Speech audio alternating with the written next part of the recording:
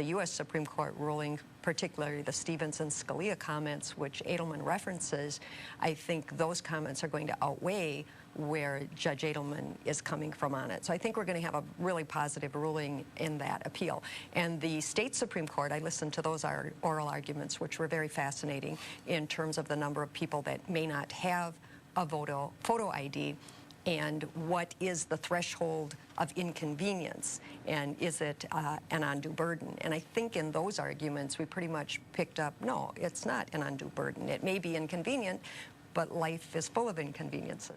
We've established now through 2 trials that the only type of vote fraud that's prevented or deterred by voter ID requirement is voter impersonation.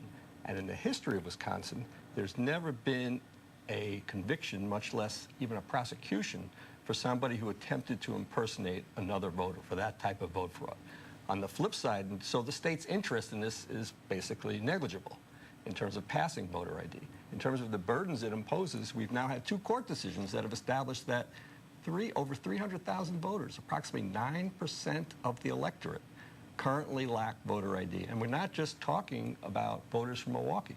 Talking about, for example, 25% of voters over 80, our parents and grandparents, is who we're talking about. We're shooting democracy essentially in the foot. Or wouldn't it be a lot easier to prove this to make your case if you had proof, if you had cases of voter impersonation that you could cite time and time again to the courts? I mean, doesn't it become awfully difficult when you can't point to a body of evidence to support the claim?